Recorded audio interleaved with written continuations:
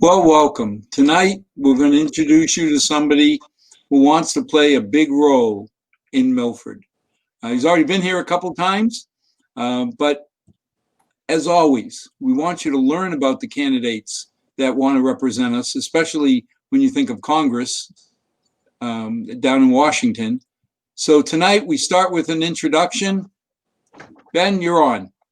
Thank you so much, Al. So good to be on the show. It's really good to be back talking to the audience and listeners in Milford. I've been there so many times, being a part of two of the BLM marches, being a speaker at one of them. Actually, the first time I went to Milford, Al, was funny. It was a rainy night at the end of January. I could not see more than 6 feet in front of me, and I went to the Children Across America spaghetti fundraiser at the First Unitarian Church. That's how I started. And so it's been great to be back. So look, why does someone from Milford want to vote for me over the other 7 candidates? That's the main question everyone should be asking. And it's really simple. I'm going to listen to the people of Milford. I'm going to understand them. I'm going to stand with them as I already have, and I'm going to amplify their voices, because not only does Milford deserve a seat at the table, they need to have their voices heard and amplified. Look, I got into this election because I was so sick and tired, like all of you listening, of the divisions in this country, being divided by race and income, who we love, where we live, what our abilities are. I was sick and tired of seeing the divisions between those who have and those who have not continuing to widen. I did not hear any other candidates, and I was the 7th candidate in this race when I got in late January, talking about how do we all come together as a community, that we are so much stronger when we are united than when we are divided. And that's been the entire theme of our campaign. We, the fourth, we are all in this together, all 34 cities and towns. It is why I was the first candidate to visit all 34 cities and towns. That's how I started my campaign. And that's how I'm ending my campaign starting today, where today I visited 6 different cities and towns in the district, in Fall River, in Somerset, in Swansea, in Brighton, in Freetown, in Berkeley. We were across all the district. We will continue in Milford probably on Thursday or Friday. And that's how we'll end. Because look, at the end of the day, what binds us all is access to opportunities. That's what we all want, whether you're the wealthiest person in the district or one of the most vulnerable. And that includes universal access to high quality, affordable healthcare, access to clean air and clean water, access to affordable, high quality education, beginning at preschool and universal preschool, all the way through higher education and adult education. It's access to affordable housing and access to affordable transportation. It's also to make sure that no one lives in fear and alone, which means we need to pass comprehensive and compassionate immigration reform. And we need to eliminate the systemic racism that's in our country. I am the only candidate who day one on their platform was talking about combating hatred, bigotry, racism, and anti-Semitism. I'm not talking about it now just because it's convenient since COVID-19 started or since the murder of George Floyd. I've been talking about it from day one. But look, that's all nice to say, but why should you vote Ben Sigel, even though that's his approach to tackling these issues? Look, you need a leader right now who is a bridge builder, a unifier, a connector, a leader who doesn't just talk about fighting racism to get your vote, but who's been actually advancing diversity, equity, and inclusion for years. And you need a leader who is diverse themselves, who truly understand the diverse perspectives of our community, geographically, economically, racially. So let me just tell you for 2 minutes why I am that leader, and I'm the leader that we need now. I'm Latino. I'd be the first Latino ever elected to Congress from Massachusetts. My mom was born and raised in Puerto Rico, 7 generations back. My dad, he grew up in Worcester, 3 generations. I grew up in a blue-collar, middle-class family in Braintree, a suburb and family so much like the majority of the district and the people in Milford. I'm the only candidate who has that middle-class perspective. It's been most of my life, so I understand that. I also have deep connections throughout the district. My dad worked for HUD for over 20 years, overseeing and auditing public housing authorities all over the Commonwealth, but especially in Taunton and Fall River, where I used to go down as a kid for site visits. My cousins grew up in Sharon. I have 4 young kids who went to school in Newton and then now in Brookline. My brother lives in Franklin. But in addition to all of that, I worked at the DCCC, the Democratic Congressional Campaign Committee, and the Democratic Caucus right after college, helping to promote a Democratic national agenda. I've been working as a private attorney for the last almost 20 years at some of the most prestigious law firms in the country, where I've been at the same time the president of the Hispanic National Bar Association for all of New England.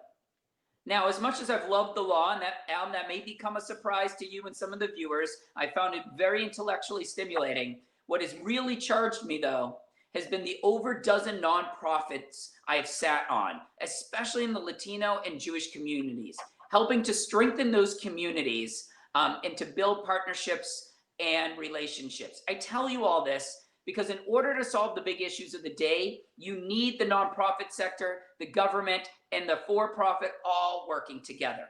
So at the end of the day, if you truly believe we need a leader who's diverse and understands the diverse perspectives of the community, and a leader who's going to stand by you and amplify your voice, then I am that person. And that's what makes me so different than everyone else, the approach and the perspective. Now, just out of curiosity, you're talking about going to 36 towns and you're driving everywhere. I hear a lot of the candidates talk about representing common people. And then I see them taking $200,000-$300,000. And if you can donate $200,000-$300,000, I don't know how common you are, at least not in my neighborhood. Why aren't you taking big money and making your life easy?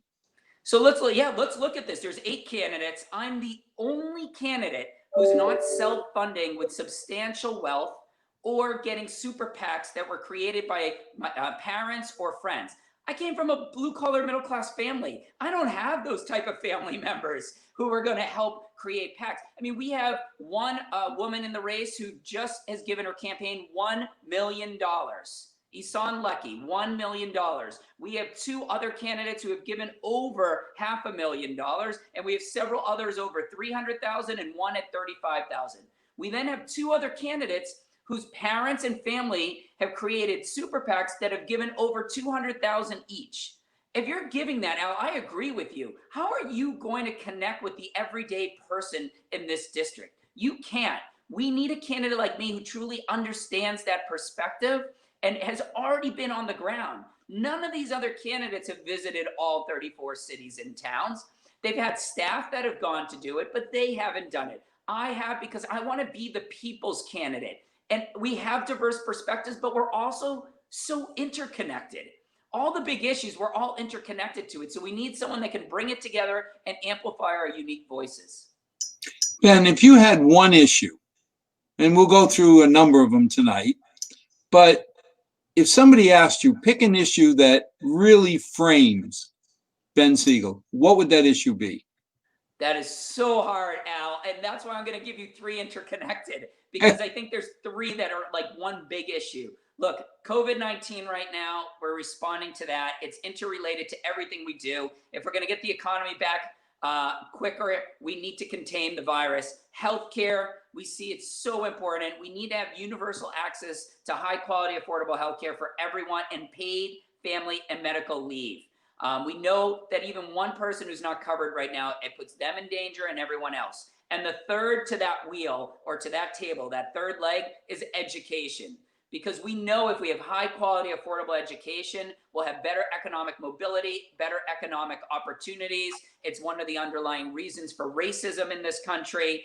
It really is a solution and the antidote to poverty, mental health, substance use disorder, and our criminal justice reform.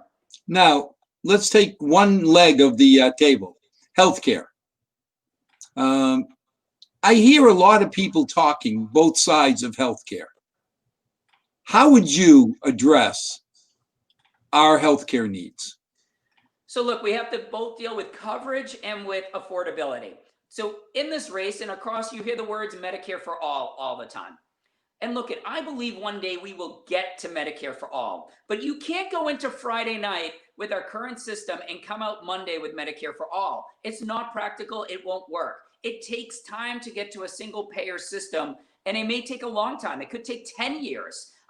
So if we're going to do that, I'm not willing to sit on the sidelines and wait for that to happen. So that's why I believe we immediately need to strengthen the ACA, add a public option, and expand Medicare from 65 to 50. We have a health system that's not perfect right now, but it's there. And if it, as it was initially intended, before the Republicans were trying to rip it apart, it could be a very strong system that will get us on the path to Medicare for all. But the first two things I would do in Congress right away is pass paid family and medical leave, right? We're the only industrialized country in the world that doesn't have it. And this is personal. I have 4 young kids. I have an incoming freshman in high school, incoming 7th grader, 5th grader, and an incoming kindergartner who is really, really nervous, Al, about going to kindergarten right now. And everyone keeps on asking her, well, you nervous because of COVID? And she says, I don't know what you're talking about with COVID. I'm just nervous because I want to make friends. So that's where her mind is right now. But look, for 2 of those kids, my wife worked for the federal government and didn't get 1 day of paid family and medical leave. We can't have that. The second thing I would do in terms of healthcare immediately is right now there's a law that forbids the federal government from negotiating prescription drug prices under Medicare. That is ridiculous. We need to get rid of that. We need to decrease our prescription drug prices. We'll save over $500 billion in over a 10-year period. And the only other piece is when I say universal access to high quality, affordable healthcare, I'm including our undocumented immigrants. It means for everyone. We know how dangerous it is under COVID-19 when someone isn't covered and someone doesn't have paid family and medical leave. It's bad for society, it's bad for those individuals and the family, and it's bad for the economy. Well, now you talk about that, but I remember a couple, 2-3 years ago, we in Milford had to start paying visiting nurses to go to the immigrant families and make sure they took their medicine for TB. You know, and everybody said, you know, you want to believe you're doing it for all the right reasons. You know, I mean, people who tell me they would never fund medical treatment for an immigrant, and a illegal, whatever you call it, immigrant. I laugh because I don't know too many people that I want to associate with that would turn their back on a sick kid.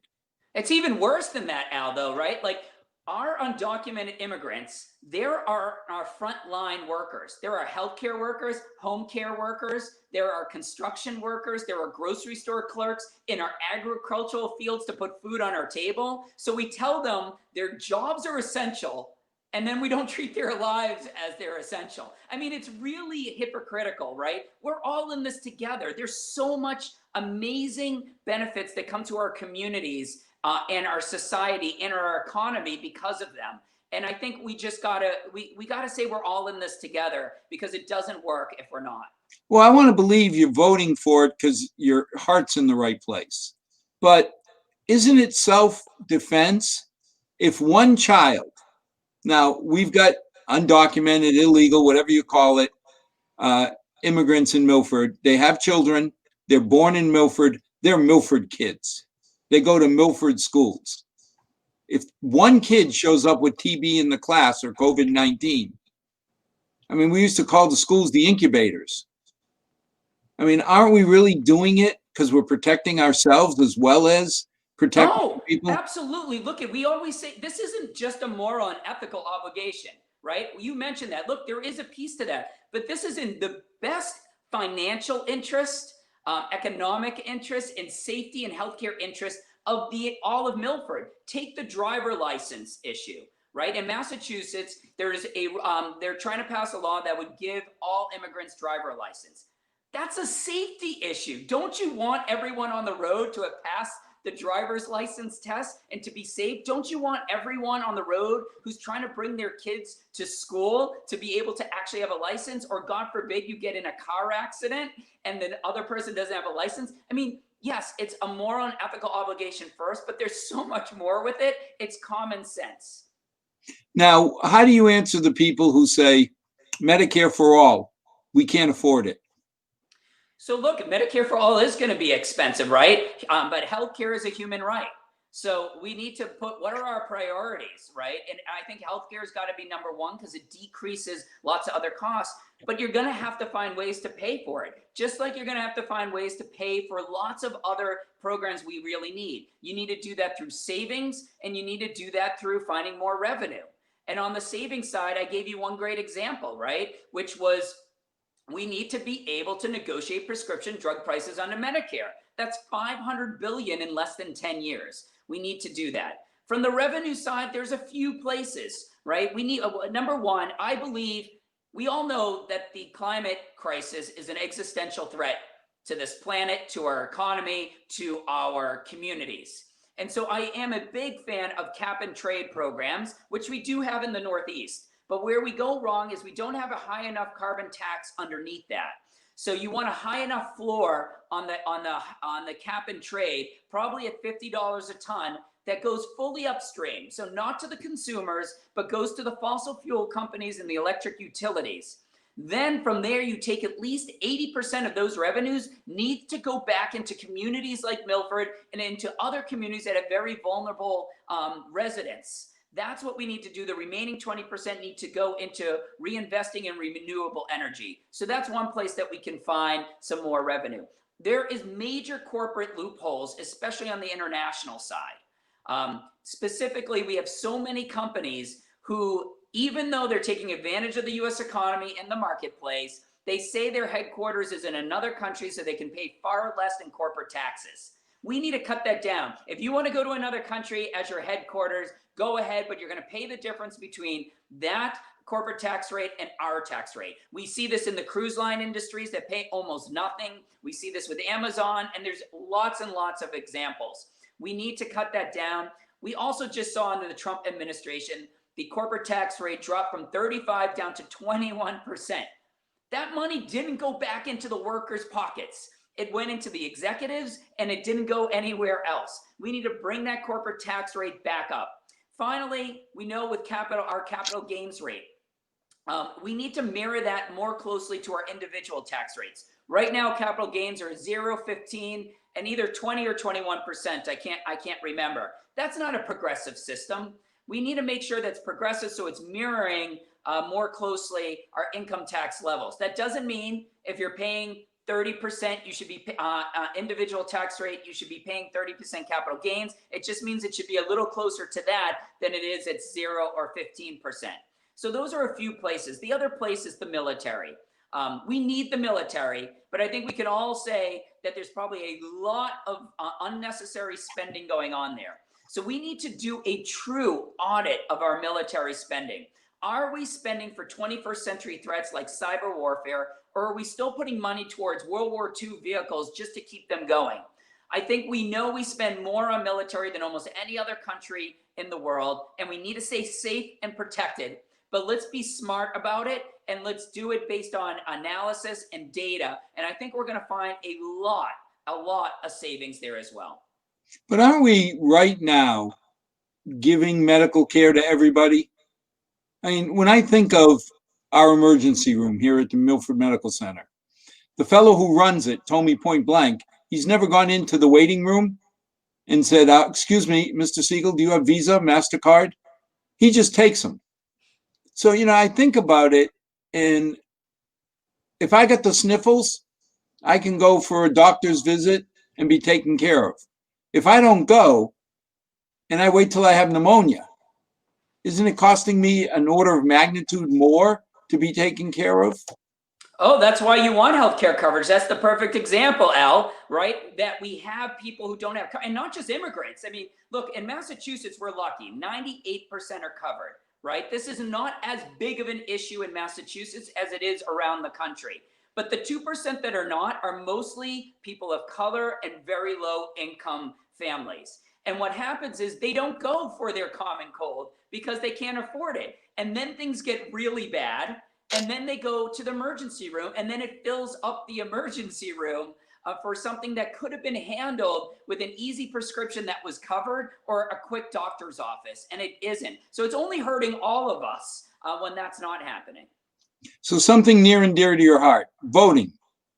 I have to admit, I'm old, I'm slow. I don't understand the hubbub about voting by mail, because I've been doing it for 2 years, 3 years.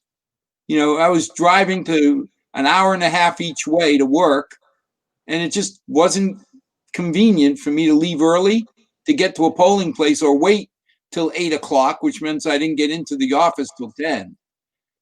What's your feeling on this? Because I've been getting my ballots. My darling bride's been getting hers.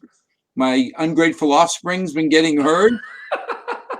And we all vote. I feel like maybe I should be asking you questions based on that last comment, but we'll hold it for another time. Look, I don't understand it either. Everyone, if they don't feel safe, should be voting by mail.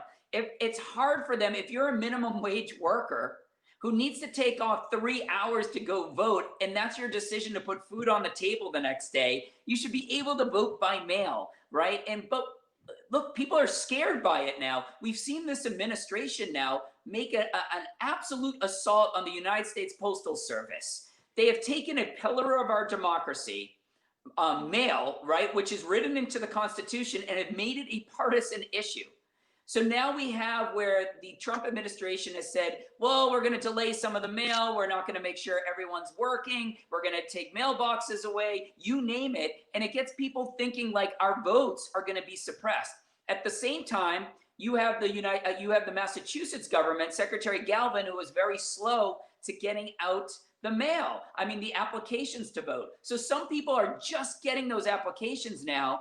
And if you're going to get it in on time, which means it needs to be in the hands of your local elected officials by August 26th, you're not going to get there in time. You need it. So, and I said one thing wrong. You need to apply for your application to vote by August 26th.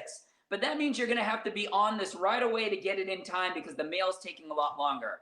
But it's supposed to allow you, and it's supposed to be inclusive and encourage you to vote. We have heard, Al, though, that over 1 million people have asked for their mail-in ballots in Massachusetts. That's a huge number. Will all of them vote? I'm not sure. But you have 3 choices. Mail-in ballots where you have to ask for your application by August 26th. You can vote early.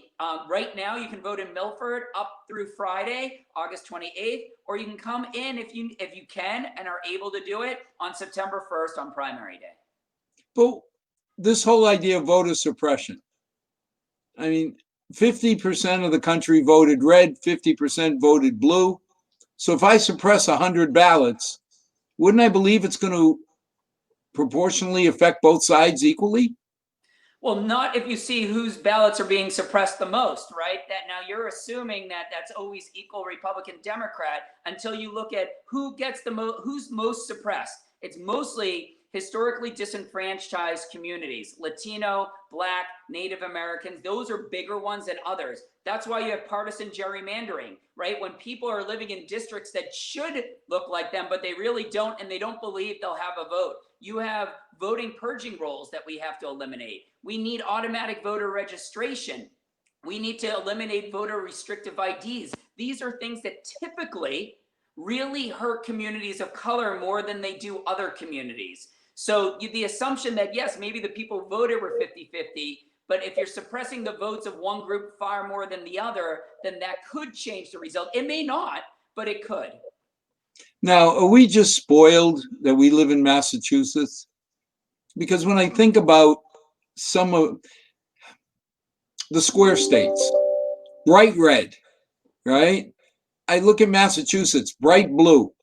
You could suppress an enormous amount of Democratic voters, and the 12 Republicans that live in Massachusetts aren't going to have a statistically relevant outcome.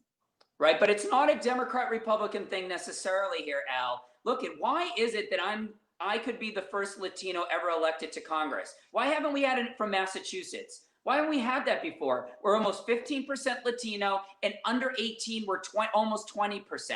So is our state looking like, are the representatives of our state looking like the people in our state? And the answer is no, and that's not just racially. That's geographically, that's economically. Look at this race in the 4th district, right? We have 8 candidates right now.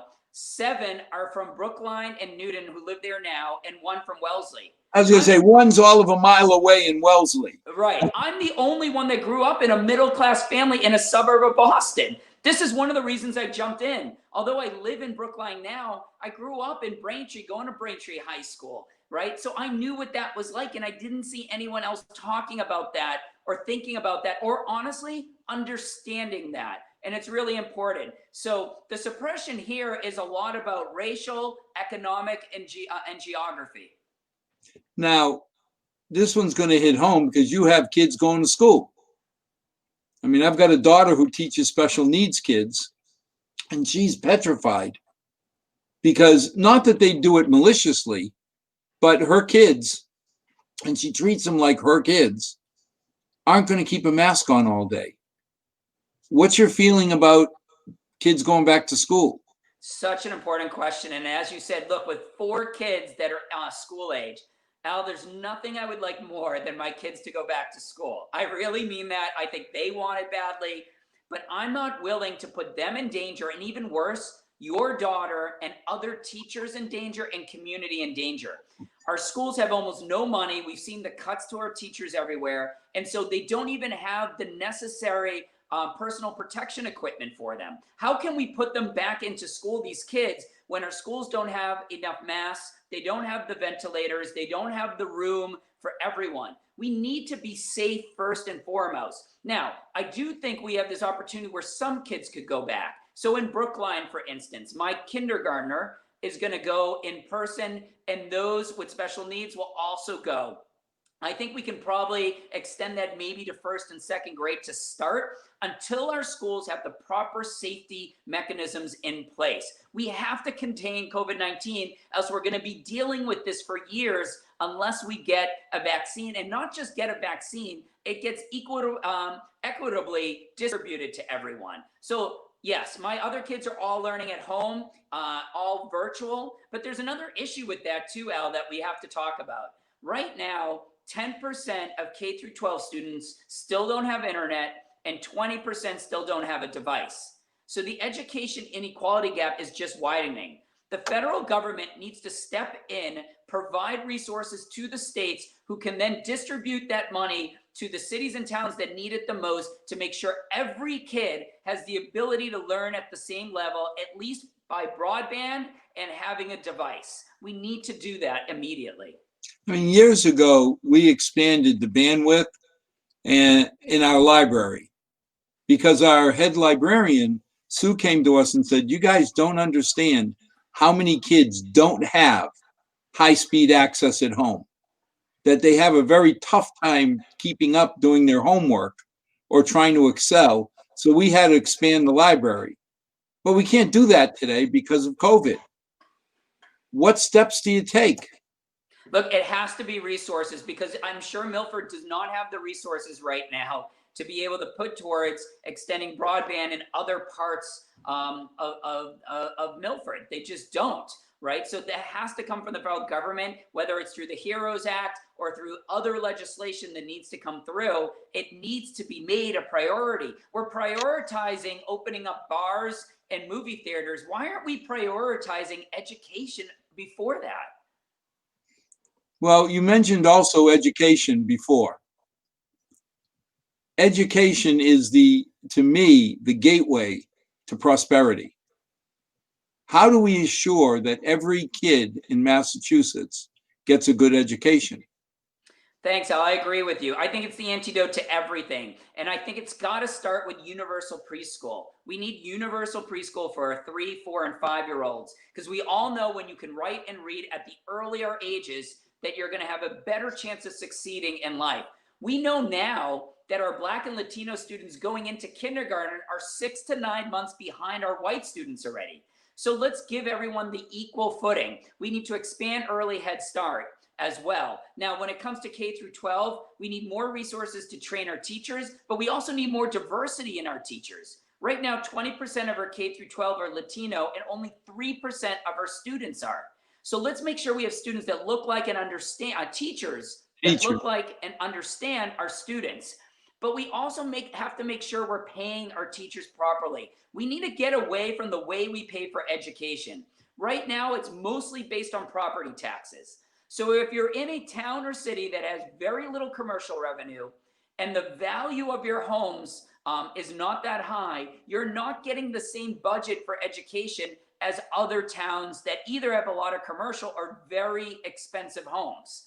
And so that's not an equal playing field. We need to bring that money in. We need to pay our teachers far more, especially in our most vulnerable communities, and incentivize our smartest students to go into teaching, because many want to, but then they can't pay for their rent.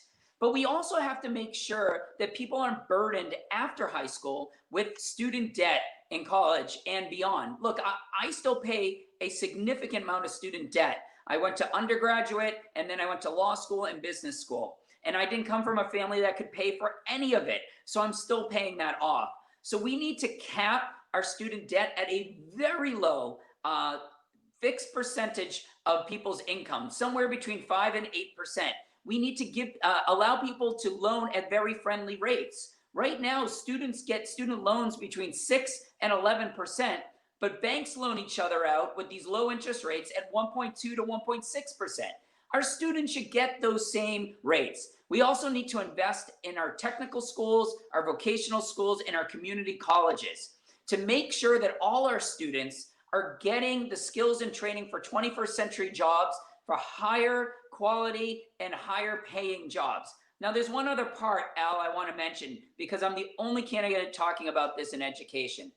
It can't stop with just our students. It needs to include adults. That's why I proposed free adult vocational education for everyone, so that if you need the skills and training to change careers, to change jobs, to be retrained for your job, then we should be giving that to you free so you can lift yourself up and have more economic opportunities. That's the crux of economic mobility. We can use our technical schools, vocational schools, and community colleges for those classes. I'm going to leave you with this last statistic on this topic, Al, because it's important.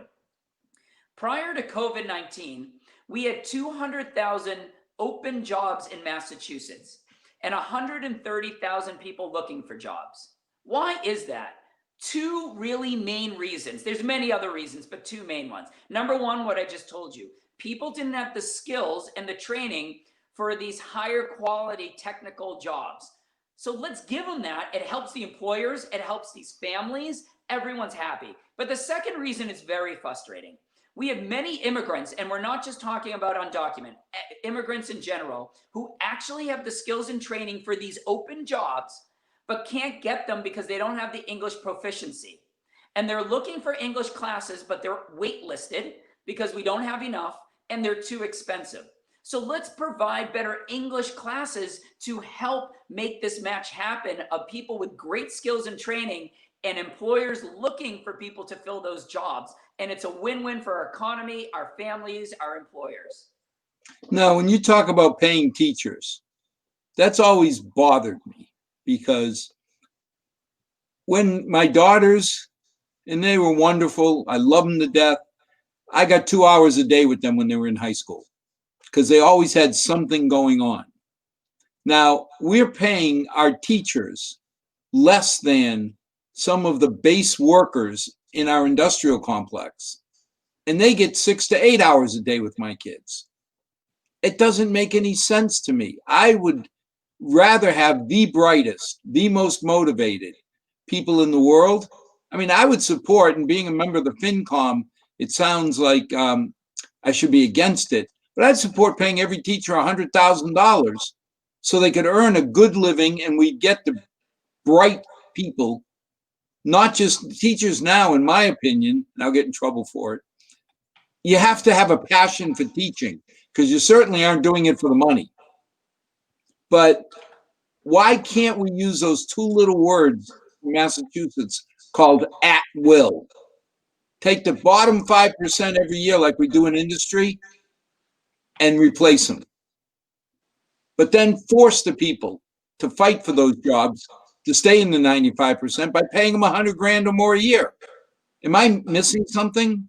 Well, look, I don't know about cutting people because, the way the system is now, but I do believe we need to incentivize people. I mean, I think there are a lot of teachers who go in who truly want to make a difference, but right, make so little money because of the towns they're teaching in. This isn't every town, Al. I mean, there's some towns that do pay their teachers well, but we need to incentivize them. We need to incentivize people who are graduating from our education graduate schools, from undergraduate, from community college, to say, go into these towns and teach. We will make sure you're not debt ridden because of your student debt, and we're going to make sure you get enough money to pay for utilities and rent to do that. I think if you had that coming together, we wouldn't be talking about necessarily having to cut other teachers. We'd be talking about how wonderful teaching is and how many people want to get into it, and they're going to push each other to be great. You know, and look, our teacher unions have worked really hard on trying to make increase the benefits and the wages for our teachers. You know, we should be happy for them, but the whole structure is wrong when we base it on property taxes. It's just never going to work from the beginning. We got to get rid of that model, put in new models, encourage people to show them how great teaching can be, and they're going to learn from each other. There'll be this amazing domino effect. But there's another piece, Al, and this was really frustrating to me. I met with a teacher 2 weeks ago on Zoom who told me she had never had diversity training until a week earlier. 25 years of teaching, never one thing. This is important, not just for our teachers, our police officers, our first responders, our government officials, cultural competency, bias training, diversity training. We want to be able to teach and be the best kind of leaders we can to everyone in our community, not just the privileged few who look like us. Now, the other aspect of Massachusetts that, as an employer, is hurting me is the cost of living, the housing. You want to talk to me about housing for less than top earners? Housing is a huge issue here. The affordable housing is enormous. We were proud this week to be the only candidate to get an A+ rating on our affordable housing plan that's equitable, fair, and just for everyone. Look, there's multiple sides with this. First, we have systemic racism within our housing. I mean, we all know this. My dad worked for HUD, right? HUD used to create public housing authorities and segregate them, right? We know about redlining that forbid certain communities from living in certain areas, right? We still have that redlining going on today. We need to get rid of it. But we need to look at both our zoning laws and our incentives. On zoning, we got to end exclusionary zoning policies, and we need to just end a lot of our zoning policies that only allow for certain kinds of homes in certain parts of our district. We need to open it up to allow lots of mixed-use homes. But on the incentive side, we got to really incentivize our developers and builders, not just with low income tax credits. We've done okay with that. We can do way better, but we have no middle income tax credits to speak of. It's almost nilch. So we need to be able to do that. We need more voting choice vouchers, national housing trust funds. We need to do a lot of that to incentivize people for mixed use housing. And then we have to tie our housing into our transportation. These two things are so closely related. We need to have affordable, accessible public transportation from all our cities to hubs of employment. So that's whether it's in Milford or further down south on the South Coast, making sure that they can get to hubs of employment, whether it's Worcester or Providence or, of course, Boston, in an efficient, affordable manner. So let's create transit-oriented mixed-use housing that allows lots of our community to all come together at all different price points. I think that's going to help us tremendously, with a focus, quite honestly, on our seniors and on our veterans and those who are disabled as well. Well, now you talk about transportation. I lived in Paris for 4 years. You were lucky. I was even luckier. The company paid for it all. But for 2 of those years, I never had a car because I could take a train anywhere. Yet every time you talk about expanding transportation in Massachusetts, everybody shudders over the cost.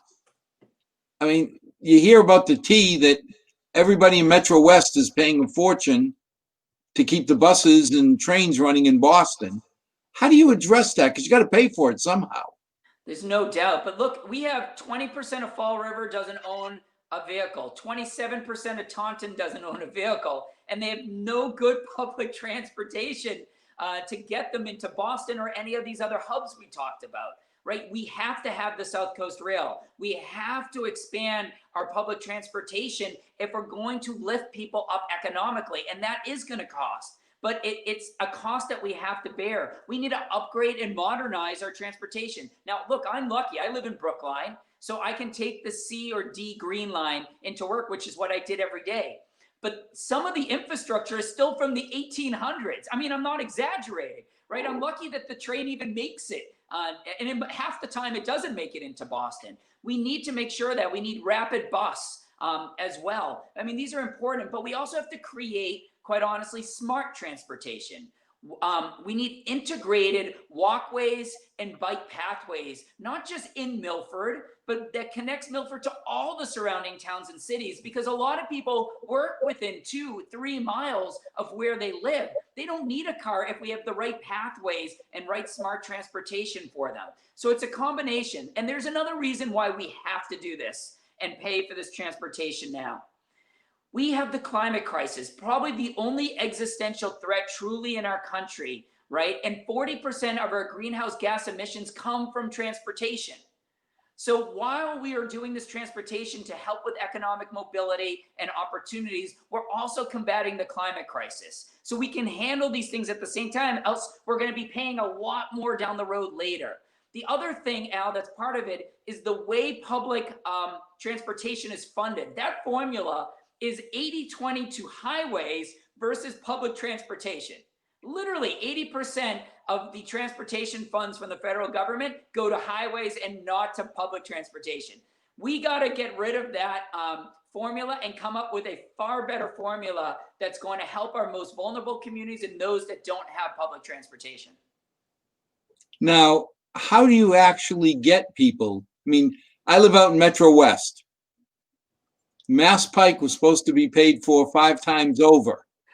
And every time it got close to being paid for and the tolls lifted, we needed more money for public transportation in Boston. How do you get some benefit out to MetroWest so that I feel better about paying more for transportation? Well, look, the number one thing is the formula I said. If it wasn't 80-20, and let's say it was 50-50, which even that I'm not sure it should be, we'd have more money coming in for public transportation, right? Like right there is a huge amount.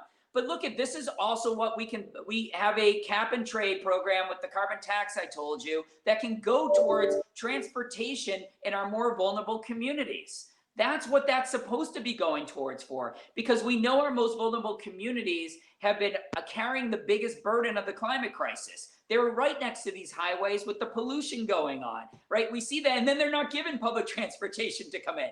Again, we tell them their jobs are essential, and then their lives aren't essential. So I think we have mechanisms to have the money to do it, but we need to do it. We need to upgrade, and we need to prioritize and get our formulas intact. Now, you talked about social justice. I'll let you go on that one. Give us an idea of what you're thinking and what you stand for. So let's just talk about what's happened since the murder of George Floyd, right? Let's just talk about the racism issue here and God, what has just happened to Jacob Blake. I can't imagine. Al, you have kids too. Can you imagine your kids being in the back seat when you're, if you were shot in the back right in front of you? I mean, I've heard today that he's actually paralyzed. My thoughts and prayers go out to him and his family and his kids, who clearly are going to have mental issues as a result of this. Look, we've had systemic racism for 400 years in this country. We need to combat it immediately. I think there's multiple layers to it. Let's talk about it. We got to reform our police. We need to condemn and eliminate racial profiling, excessive use of force, police brutality. We need to create national certifications and decertifications for our police, national standards for use of force. We need to demilitarize the police. We need to have mandate police body cams as well as police vehicle cameras. We need to have a duty for the police to intervene when they see someone is stepping over the line. We need to eliminate police qualified immunity. So God forbid if one police officer violates someone's civil rights or a whole department, they can be held accountable. And we have to talk about this word defunding the police, which I think is probably the worst branded word we all have heard because everyone has a different definition. So let me be clear on what my definition is, because we do need police. And the vast majority of police are amazing. But we do have some police that are not. And we also don't need to pay our police overtime to be construction flaggers.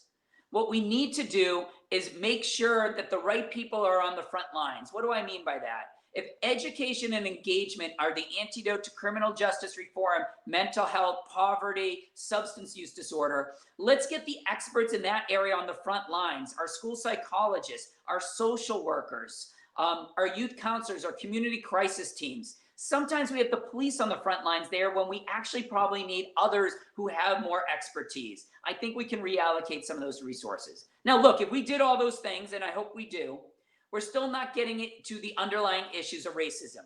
We need to eliminate systemic racism in our healthcare system, education system, transportation, housing, and in our environment. Healthcare is a great example. Our Black and brown communities are contracting COVID-19 at twice and 3 times their population. We've seen this in Chelsea and Lynn and Revere and Randolph. You know, they're getting treated less, our Black and brown communities, and they're getting tested less, and they're getting less personal protection equipment. That's just happening right now. You and I have already talked about education and the failure on broadband and devices. We've talked about housing in the public housing sector and in transportation. But look, even if we eradicated systemic racism in these systems and we took care of police reforming, we're still not getting to what I believe are the 4 underlying issues of why we have racism in this country. Number 1, we need to elect diverse leaders like myself who truly understand the diverse perspectives in our community. Again, I'd be the first Latino ever elected to Congress from Massachusetts. I shouldn't be having to break through that ceiling. But it's not just politicians. We need to make sure that our Fortune 500 private company and nonprofit boards and executive suites are diverse, that our police, fire, and hospitals are diverse, our teachers are diverse. So that's number 1. Number 2, I truly believe that no one is born a bigot, no one is born a racist, no one's born an anti-Semite. We learn that in our society. So we need to unteach it and teach our youth at the earliest ages, kindergarten, 1st, 2nd grade, that lies, stereotypes, and prejudice can turn into hate and far worse. And we have to teach cultural competency, bias, and diversity training to all of our civic, education, business, and religious and political leaders. Number 3, Al, you and I talked about this earlier on, is we have to support and protect the voting rights of all Americans, especially those historically disenfranchised. You know, whether that's eliminating partisan gerrymandering, having automatic voting registration, eliminating restricted voter ID. We talked about a lot of those things. We need to do that. And number 4, and Al, I hope you've already done this, we need everyone to fill out their census questionnaire. The census is the largest, most inclusive civil activity we have in the entire country. And it determines, the data from it determines equal access to representation and equal access to over $800 billion in federal funds a year. How do we decide where to put schools, roadways, hospitals? How do we decide how many school lunches that we're going to give to communities? That's all based on the census. How do we respond to a pandemic like COVID-19 or an epidemic like gun violence and like the opiate crisis? It's all determined by the census. And when in most communities, like the Latino community, the Black community, Native American, and children are all undercounted. That hurts them, that hurts their community, that hurts anyone in Milford. Not filling out the census is hurting Milford from getting more resources, and it hurts the Commonwealth. So let's make sure, I think it goes to the beginning of September, please fill out your census questionnaire. You can go online to do that. Yeah, that was something that we tried by doing probably the toughest show I ever did, because we had to do it in English, in Milford, Portuguese, and Spanish. And it really taxed my abilities. But it was important for people to be able to hear that this is not a way of corralling you, limiting you. This was a way of Milford getting funding and more of it, Massachusetts getting more of it.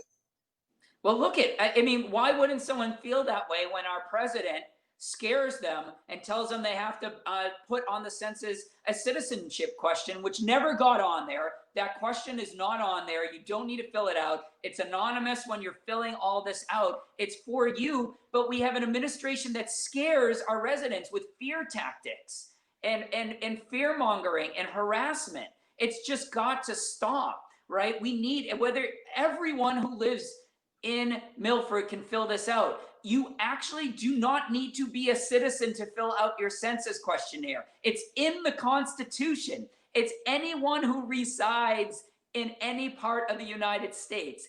That is it. So anyone in Milford, if you're listening to this, please fill out your census. It is only helping you, your community, and Milford.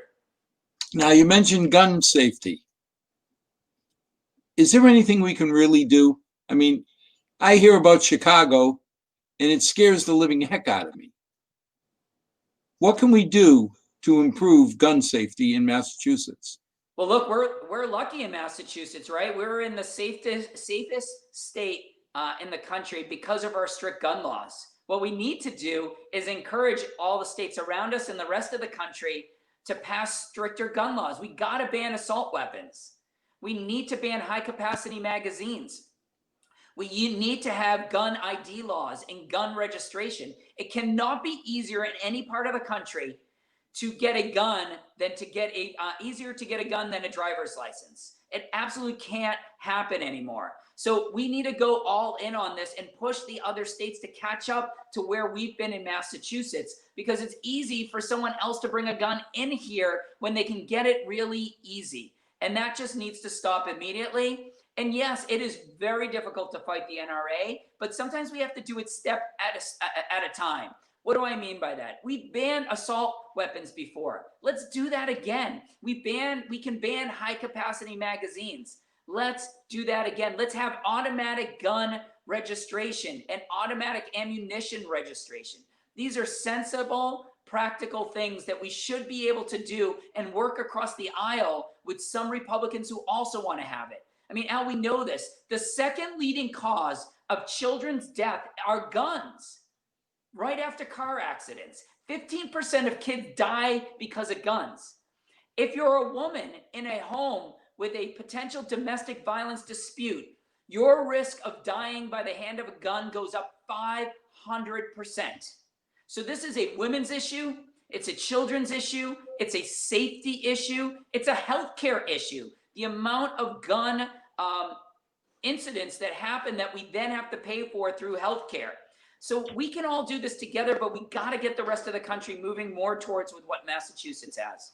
Well, I can see smart gun control. I mean, this whole idea that I need to buy a gun right now.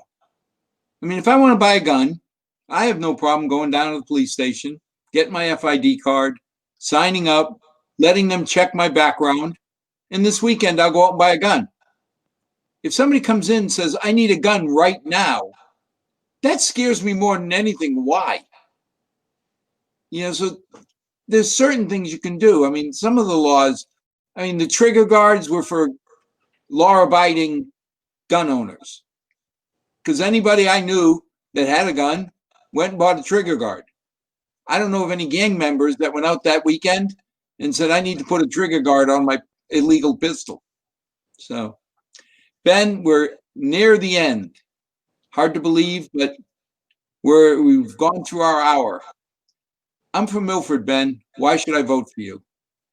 Look, if you believe that we need a leader who's going to be a unifier, a bridge builder, a connector, then vote for me, Ben Sigel. If you believe we need a diverse representative who truly understands the diverse perspectives of our community, racially, geographically, economically, then vote for Ben Sigel. If you believe that we need a leader who's going to listen to you, who's going to understand you, who's going to stand with you, and who's going to amplify your voice, then I ask you, go to bensiegelforcongress.com, join our We the Fourth movement, because we are all in this together, and I ask for your vote from now till September 1st.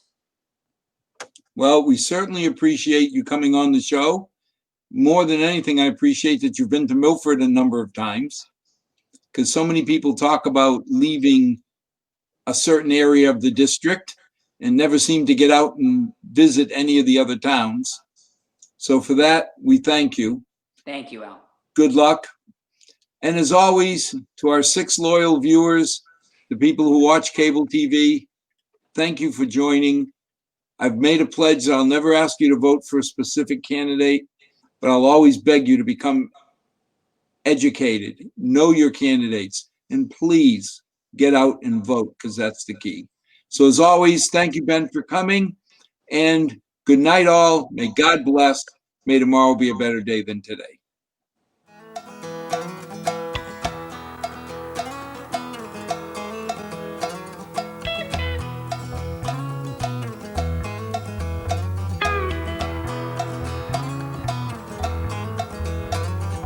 Not too long since I've been home.